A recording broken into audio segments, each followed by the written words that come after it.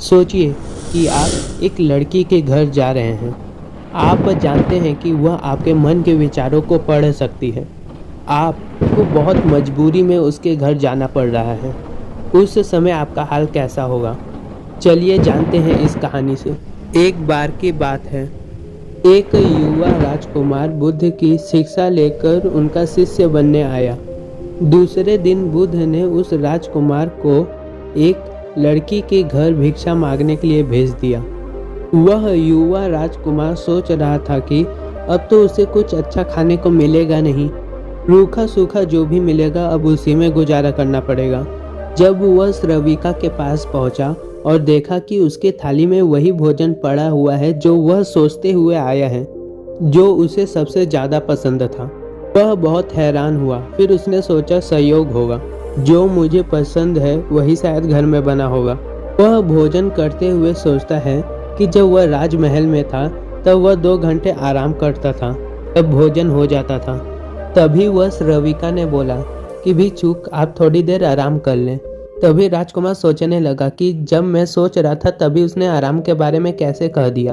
अब उसने सोचा कि शायद संयोग होगा, जब मैं सोच रहा था कि आराम करने के बारे में शायद तभी वो भी सोच रही होगी कि उन्हें आराम की जरूरत है। वह भिक्षुक ने एक चटाई बिछाई और लेट गया। फिर उसे ख्याल आया नहीं कि उसके पास छत है, ना ही बिछौना है, ना ही उनके कोई लोग। तब श्रविका बिछौना बिछाकर वापस जा रही थी तो वह रुक कर बोली कि बनते ऐसा क्यों सोचते हैं आप? महात्मा बुद्ध से बड़ा कोई साया नहीं, जमीन से बड़ा बिस्तर और आकाश से बड़ा कोई छत नहीं। कृपया आप ऐसी बात ना सोचें। यह सुनते ही महान राजकुमार अचानक से उठकर बैठ गया।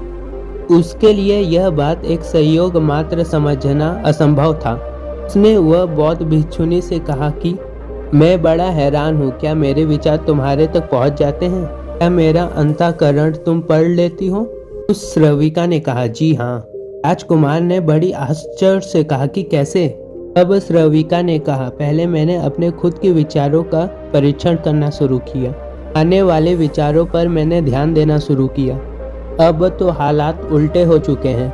स्वयं के विचार तो निरीक्षण करते करते गायब हो चुके हैं, विलीन हो चुके हैं, निर्विचार हो गया है। अब मेरे मन में खुद का कोई विचार नहीं आता, लेकिन अब तो जो कोई मेरे आसपास रहता है उसका विचार मेरे पास आ जाता है। मैं उसके विचार भी पढ़ लेती हूँ। वह भिक्षुक अचानक से खड़ा हो गया और उसने कहा, मुझे आज्ञा दे, मैं जा रहा हूँ। उसके हाथ पैर कांप रहे थे। उस श्रविका ने कहा, इतने घबराए हुए क्यों हो? इसमें घबराने वाली क्या बात है? लेकिन भिक्षुक रुका नहीं, वह वापस लौटा। उसने बुद्ध को कहा, क्षमा करे, अब मैं दोबारा उसके घर नहीं जा पाऊंगा। बुद्ध ने कहा, क्यों? तुमसे कुछ गलती हो गई क्या? वहाँ कोई भूल हुई तुमसे? उस भिक्षुक ने कहा, ना ही भूल हुई ना ही गलती, बहुत आदर सम्मान मिला। लेकिन वह जवान श्रविका दूसरों के विचारों को पढ़ लेती है। यह तो बड़ी खतरनाक बात है, क्योंकि वह सुंदर और जवान श्रविका को देखकर मेरे अंदर काम वासना भी उठी थी। उसके लिए कुछ गलत विचार भी उठे थे, वह सब भी पढ़ लिया होगा उसने। अब मैं वहाँ कैसे जाऊँ? कैसे उसके सामने खड़ा हो पाऊंगा? उससे आंखें कैसे मिला पाऊंगा? मैं उसके पास दोबारा नहीं जा सकूंगा। बुद्धा, मुझे क्षमा करें। बुद्ध ने कहा, वहीं जाना पड़ेगा। अगर ऐसी क्षमा मांगनी थी तो भिक्षु बनने की कोई जरूरत नहीं थी। तुम्हें जानबूझकर वहां भेजा था और अब तक जब तक मैं मना ना करूं तुम्हें वहीं जाना पड़ेगा। महीने, 1 महीने, 2 महीने, वर्ष, यही तुम्हारी अब साधना है। लेकिन होश पूर्वक जाना, भीतर से जागे हुए जाना और देखते हुए जाना कि तुम्हारे अंदर कौन से विचार उठ रहे हैं, कौन सी वासनाएं उठती हैं। और कुछ भी मत करना, उन बुरे विचारों से लड़ना भी मत, उसे जबरदस्ती दबाने की कोशिश भी मत करना। दिमाग में जो भी विचार आ रहे हैं उन्हें आने देना। तुम्हारा काम है उन विचारों के ऊपर निरीक्षण करना, ध्यान से देखना, इसलिए जागे हुए जाना कि भीतर क्या उठता है और क्या नहीं। वह भिक्षुक दूसरे दिन भी वहीं गया। एक बार के लिए आप भी सोच लीजिए कि आप उस भिक्षुक की जगह हैं। वह श्रविका आपका मन पढ़ लेती है, बहुत सुंदर है, बहुत आकर्षक है, बहुत सम्मोहक है, पर वह मन पढ़ लेती है। अगर आपको यह नहीं पता होता कि वह मन के विचारों को पढ़ लेती है, तब आप अपने मन में कुछ भी सोच सकते हैं। लेकिन तब आप आज जा रहे हैं, अब आपको पता है कि वह आपके मन की बात पढ़ सकती है, लेकिन अब आप क्या करेंगे उस भिक्षुक की जगह अगर आप होते? वह भिक्षुक रास्ते पर चल रहा है, बहुत खतरे में है, अपने मन को देख रहा है, वह जागा हुआ है। आज पहली बार वह अपने जिंदगी में जागे हुए चल रहा है। जैसे जैसे उस रविका का घर आने लगा, उसका होश बढ़ने लगा। भीतर जैसे एक दिया जलने लगा हो और चीजें साफ दिखाई पड़ने लगी और विचार घूमते हुए जैसे मालूम लगने पड़े। ऐसे ही वह सीढ़ियों पर कदम रखने लगा। एक सन्नाटा सा छा गया उसके अंदर, होश परिपूर्ण जम गया। अपना पैर भी उठाता है तो उसे मालूम पड़ रहा है, एक श्वास भी आती जाती है तो उसे मालूम पड़ रहा है।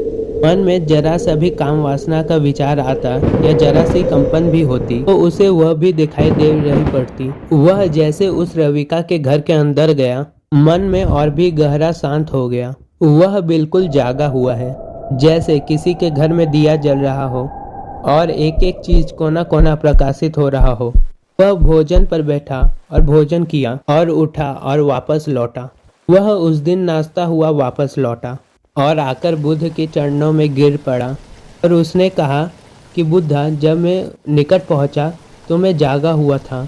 मैंने पाया कि विचार तो गायब ही हो गए, कामनाएं और वासनाएं तो खत्म ही हो गई। और जब मैं उसके घर में गया तब मेरे भीतर पूर्ण सन्नाटा था।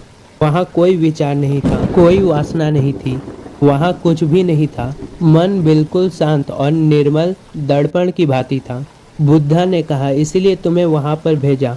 अब से तुम्हें वहाँ जाने की कोई ज़रूरत नहीं है।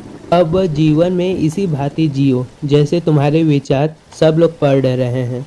वह तुम जीवन में ऐसी भांति चलो कि जैसे वह तुम्हें जानता है, वह तुम्हें देख रहा है और तुम्हारे विचारों को पढ़ रहा है। इसी भांति चलो और अंदर जागे हुए रहो। जैसे जैसे जागरण बढ़ेगा वैसे ही वैसे विचार और वासनाएं खत्म होती जाएंगी। जिस दिन जागरण पूर्ण होगा उस दिन तुम्हारे मन में कोई विचार नहीं आएगा। उस दिन एक आत्म क्रांति हो जाती है। इस जागृति को, इस जागरूकता को हम कहते हैं विवेक का जागरण। दोस्तों, इस कहानी से हमने सीखा यदि हम अपने दिमाग में एक बात डाल लें कि जो हम सोच रहे हैं दूसरों के बारे में वह हमारे विचार पढ़ रहा है, तो हमारा दिमाग उसके बारे में बुरा सोचना बंद कर देगा, कम कर देगा। सोचिए, अगर आप किसी लड़की के बारे में गलत सोच रहे हैं और यह बात उस लड़की को पता भी चल जाएगी, तो क्या मन ऐसी बातें सोचेगा? नहीं। दोस्तों, अगर इस चीज को हम हमेशा करते रहें तो हम पाएंगे कि अपना विचार कम हो गया है। यह केवल वर्तमान में जी रहा है, वर्तमान की चीजों को देख रहा है। तब हमारा दिमाग किसी के बुरे और अच्छी के विचार को छोड़ देगा। हमारा दिमाग तब वैसा सोचेगा कि जो जैसा दिख रहा है वैसा ही दिखेगा। दोस्तों, अगर हम लोग यह कर पाए तो हम लोग शांतिपूर्ण जीवन और जीने में सफल हो जाएंगे।